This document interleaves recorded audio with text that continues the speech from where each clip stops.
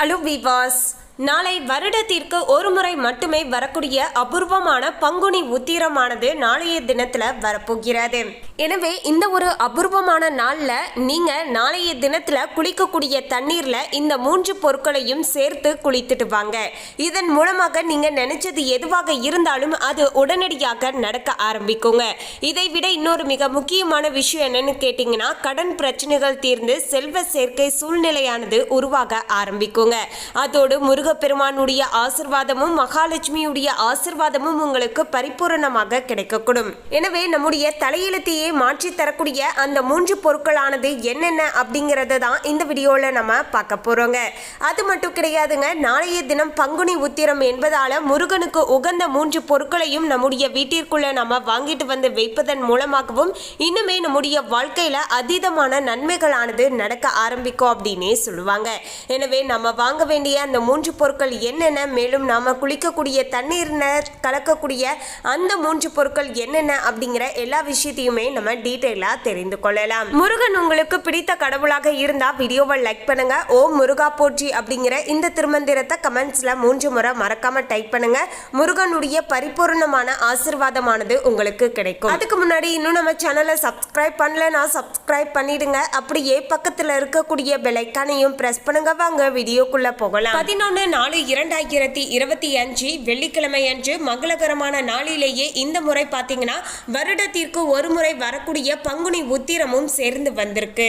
நாளைய தினத்துல நீங்க குளிக்கக்கூடிய தண்ணீர்ல கட்டாயமாக கலக்க வேண்டிய அந்த 3 பொருட்கள் என்னென்ன அப்படின்னு பார்த்தீங்கன்னா, ஃபர்ஸ்ட் சந்தனம். உங்க வீட்டில் இருக்கக்கூடிய தூள் சந்தனமாக இருந்தாலும் சரிங்க, கட்டியாக இருக்கும் பார்த்தியா வட்டமாக, அந்த சந்தனமாக இருந்தாலும் சரிங்க, கொஞ்சமாக உடைச்சி பார்த்தீங்கன்னா அந்த சந்தனத்தை கலந்துருங்க. ஃபஸ்ட்டு நீங்கள் என்ன பண்ணுறீங்க அப்படின்னா, ஒரு சொம்பு முழுக்க தண்ணீரை எடுத்து வச்சுக்கோங்க. அந்த தண்ணீரில் பார்த்தீங்கன்னா நீங்கள் சந்தனத்தையும் அதோடு பார்த்தீங்கன்னா நீங்கள் ரோஸ் வாட்டர் பன்னீர் சொல்லுவோம் இல்லையா, அந்த தண்ணீரையும் பார்த்தீங்கன்னா கொஞ்சமாக கலக்க வேண்டுங்க. பிறகு இது இரண்டுமே பார்த்தீங்கன்னா முருகனுக்கு உகந்த பொருட்கள் அப்படின்னு சொல்லுவாங்க. அபிஷேகத்திற்கு ரொம்பவே உகந்தது அப்படின்னு சொல்லுவாங்க. ஸோ ஃபர்ஸ்ட் பார்த்தீங்கன்னா சந்தனம் ப்ளஸ் ரோஸ் வாட்டர் பன்னீர் இது இரண்டையும் பார்த்தீங்கன்னா கலந்துடணுங்க. அடுத்தது பார்த்தீங்கன்னா வெட்டிவேர். வெட்டிவேர் அப்படிங்கிறதுல பார்த்தீங்கன்னா தெய்வீக அனுகூலம் நிறைந்த ஒரு பொருள் அப்படின்னே சொல்லலாங்க. தெய்வ சக்தி நிறைந்த ஒரு பொருள் அப்படின்னே சொல்லலாங்க. இந்த வெட்டிவேரையும் பார்த்தீங்கன்னா கொஞ்சமாக அந்த தண்ணீரில் போட்டு விடுங்க. பிறகு பார்த்தீங்கன்னா ஏலக்காய் மற்றும் கல்லுப்பு இந்த இரண்டுமே பார்த்தீங்கன்னா மகாலட்சுமியுடைய ஒரு அம்சம் பொருந்தியது. அது மட்டும் கிடையாதுங்க, செல்வத்தை ஈர்க்கக்கூடிய ஒரு சக்தி கொண்டது அப்படின்னே சொல்லலாங்க. எனவே இந்த 3 பொருட்களையும் பார்த்தீங்கன்னா அந்த சொம்பு தண்ணீரில் பார்த்தீங்கன்னா கலந்து வச்சிடுங்க. பிறகு இந்த சொம்பு தண்ணீரை அப்படியே பூஜை அறையில் ஒரு 10 நிமிஷம் வச்சிடுங்க. அதன் பிறகு பார்த்தீங்கன்னா உங்கள் வீட்டில் இருக்கக்கூடிய அனைவரும் குளிக்கக்கூடிய தண்ணீரில் கொஞ்சம் கொஞ்சமாக பார்த்தீங்கன்னா இந்த சொம்பில் இருக்கக்கூடிய தண்ணீரையும் பார்த்தீங்கன்னா கலந்து அவங்கள குளிச்சுட்டு வர சொல்லுங்க. இப்படி செய்துட்டு வருவதன் மூலமாக பார்த்தீங்கன்னா அன்றைய நாள் தொடக்கமே பார்த்தீங்கன்னா ஒரு தெய்வீக அருளாசியோடு நிறைந்து இருப்பதன் காரணத்தால் அன்றைய நாள் நீங்கள் முழுமையாக முருகனுடைய பூஜைகளையோ இல்லைனா குலதெய்வ பூஜைகளையோ செய்துட்டு வரும்போது அதன் மூலமாக உங்களுக்கு பரிபூரணமான அருளானது கிடைக்கும் அப்படின்னே சொல்லுவாங்க. அடுத்து நாளைய தினத்தில் நீங்கள் வாங்க வேண்டிய கட்டாயமான அந்த 3 பொருட்கள் என்னென்ன அப்படின்னு கேட்டிங்கன்னா, ஃபர்ஸ்ட் பார்த்தீங்கன்னா மயிலிறகு, அடுத்து பார்த்தீங்கன்னா சந்தனம் பன்னீர் போன்ற, அது மட்டும் கிடையாதுங்க, பஞ்சாமிர்தம் இது போன்ற ஏதாவது ஒரு பொருட்களை நீங்கள் வாங்கலாம். ஃபஸ்ட்டு மயிலிறகு, அடுத்து பார்த்தீங்கன்னா பஞ்சாமிர்தம், அடுத்து வெள்ளிக்கிழமையாக இருப்பதால் பார்த்தீங்கன்னா கல்லுப்பு. இந்த 3 பொருட்களையும் நாளைய தினத்தில் கட்டாயமாக உங்களுடைய வீட்டிற்கு வாங்கிட்டு வந்து மாலை நேரம் சரியாக பார்த்தீங்கன்னா 6 to 8க்குள்ளே நீங்கள் தெய்வீக வழிபாடு செய்யலாம். அதே போல் காலையில் செய்கிறீங்க அப்படின்னா 9 to 10 வரைக்கும் பார்த்தீங்கன்னா காலையில் நீங்கள் வழிபாடுகளை தாராளமாக செய்துட்டு வரலாம். ரொம்பவே எளிமைங்க.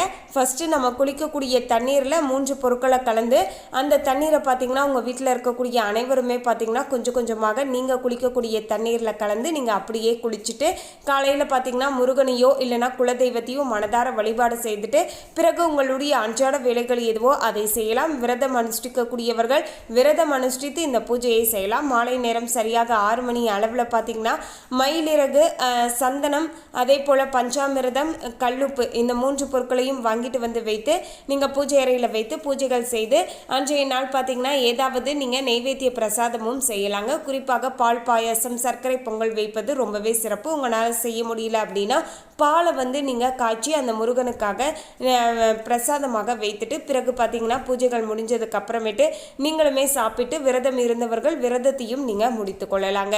இப்படி எளிமையாக செய்துட்டு வாங்க. அதே போல் பார்த்தீங்கன்னா பங்குனி உத்திர நாள் அப்படிங்கிறது குலதெய்வ வழிபாட்டையும் ஆசிர்வாதத்தையும் பெற்றுக்கொள்ளக்கூடிய ஒரு அருமையான நாள் அப்படின்னே சொல்லலாங்க. ஸோ அதனால் மறக்காமல் பார்த்தீங்கன்னா உங்களுடைய குலதெய்வ வழிபாட்டையும் நாளைய தினத்தில் நீங்கள் மனதார செஞ்சுடலாங்க. முருகப்பெருமான வழிபாடு செய்ததுக்கு பிறகு பார்த்தீங்கன்னா நீங்க குலதெய்வத்தை நினைத்து வழிபாடு செய்து கொள்ளுங்க. மேலும் பங்குனி மாதத்துல வரக்கூடிய மிக முக்கியமான விரத நாள் அப்படின்னு பாத்தீங்கன்னா அது இந்த பங்குனி உத்திரம் தாங்க. அதாவது பங்குனி மாதத்துல வரக்கூடிய பௌர்ணமியும் உத்திரம் நட்சத்திரமும் இணையும் நாளையே பங்குனி உத்திரமாக கொண்டாடப்பட்டு வருதுங்க.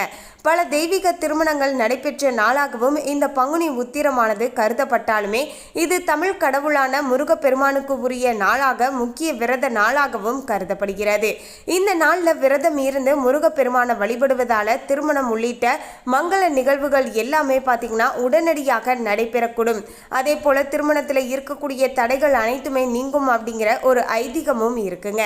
சிவன் பார்வதி, மீனாட்சி சுந்தரேஸ்வரர், ஸ்ரீராமர் சீதா, முருகன் தெய்வானை ஆகியோருடைய திருமணங்கள் நடைபெற்றது இந்த பங்குனி உத்திர நாள்ல தான் அப்படின்னே சொல்லப்படுதுங்க. அதே போலதான் ஆண்டாள் ரங்கநாதருடன் ஐக்கியமான தினமும் இந்த பங்குனி உத்திர திருநாள்ல தான் அப்படின்னு சொல்லப்படுதுங்க. அதனால தான் இந்த நாள்ல எந்த தெய்வத்தை வழிபட்டாலுமே அவர்களுடைய திருமண வாழ்க்கையானது மிகவும் மகிழ்ச்சியாக அமையக்கூடும். திருமணம் ஆனவர்களுமே இந்த நாளில் விரதம் இருந்து தாராளமாக வழிபாடு செய்து கொள்ளலாம். இதன் மூலமாக அவங்களுடைய திருமண வாழ்க்கையானது ரொம்பவே சந்தோஷமாக மாற ஆரம்பிக்கும் அப்படிங்கிற ஒரு ஐதீகமும் இருக்குங்க. மேலும் 2025 ஆண்டுல பங்குனி உத்திர திருநாளானது ஏப்ரல் 11ஆம் தேதி வெள்ளிக்கிழமை அன்று அமைகிறது. ஏப்ரல் 10ஆம் தேதி பகல் 2:07 மணிக்கு துவங்கி ஏப்ரல் 11ஆம் தேதி மாலை 4:11 மணி வரைக்கும் பார்த்தீங்கன்னா இந்த உத்திரம் நட்சத்திரமானது இருக்கு. ஆனால் ஏப்ரல் 12ஆம் தேதி காலை 4:13 மணிக்கு துவங்கி ஏப்ரல் 13ஆம் தேதி காலையில் 6:03 மணி வரைக்கும் மட்டுமே பௌர்ணமி திதியானது உள்ளதுங்க. இருந்தாலுமே பங்குனி உத்திரம் என்பது நட்சத்திர அடிப்படையில் கொண்டாடப்படுகின்ற விரத நாள் என்பதால பங்குனி உத்திரமானது வரப்போகின்ற ஏப்ரல் 11ஆம் தேதியான வெள்ளிக்கிழமையான நாளைய நாள் பார்த்தீங்கன்னா கணக்கில் எடுத்துக்கொண்டு விரதம் இருக்க வேண்டும் அப்படின்னு கணிக்கப்பட்டு இருக்குங்க.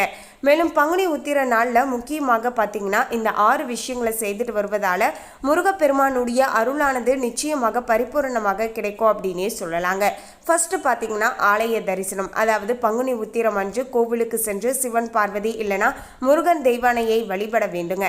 அங்கு நடக்கக்கூடிய திருக்கல்யாண உற்சவத்தில் கலந்து கொள்வதால செல்வ வளம், மகிழ்ச்சியான திருமண வாழ்க்கை, தெய்வீக அருள் ஆகியவை எல்லாமே கிடைக்குங்க. கோவிலில் சென்று இறை நாமங்களை ஜபிப்பது மிகவும் பார்த்தீங்கன்னா சிறப்பானதாக இருக்க கொடுங்க. அடுத்து பார்த்தீங்கன்னா அபிஷேகம். அதாவது பங்குனி உத்திரம் அன்று கோவில்களில் நடக்கக்கூடிய அபிஷேகத்திற்கு வேண்டிய பால், தேன், தயிர் போன்ற பொருட்களை வாங்கி கொடுக்கலாம். இதனால தெய்வங்களுடைய மனமானது குளிர்ந்து நம்ம வேண்டக்கூடிய வரங்களையும் அளிப்பார்கள் என்பது நம்பிக்கை. மேலும் தெய்வ அபிஷேகங்கள் செய்வதால கர்மாக்கள், பாவங்களில் இருந்து விடுபட்டு மறுபிறவி இல்லாத நிலையானது ஏற்பட ஆரம்பிக்குங்க. அடுத்து பார்த்தீங்கன்னா காவடி சுமத்தல். அதாவது பங்குனி உத்திரம் அன்று காவடி எடுப்பது மிகவும் விசேஷமானதாகும். முருகனுக்கு காவடி எடுப்பதால முருகப்பெருமானுடைய பரிபூர்ண அருளை பெற முடியும். தெய்வ சிந்தனையுடன் பக்தி பாடல்களை பாடிக்கொண்டு தோள்ல காவடி எடுத்து வருவதால நம்முடைய வாழ்க்கையில இருக்கக்கூடிய மன சுமைகள் அனைத்தையுமே முருகப்பெருமான் போக்கி விடுவார் என்பது நம்பிக்கையாக அமைஞ்சிருக்குங்க.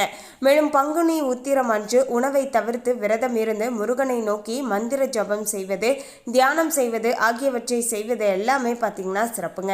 இதனால உடலும் மனமும் தூய்மையாகி நம்மால் தெய்வத்துடன் நெருங்கிய தொடர்பை ஏற்படுத்தி கொள்ள முடியுங்க. தெய்வீக அருளால கடந்த காலங்களில் செய்த தவறுகள் எல்லாமே பார்த்தீங்கன்னா மன்னிக்கப்படும் அப்படின்னே சொல்லலாங்க. மேலும் பங்குனி உத்திரம் அன்று தான் கோவில்களில் நடக்கக்கூடிய பூஜைகளுக்கு பூ, பழங்கள், தேங்காய், விளக்கு ஆகியவற்றை வாங்கி கொடுக்கலாம். இது இறைவனை சரணடைவதை குறிப்பதாகும்.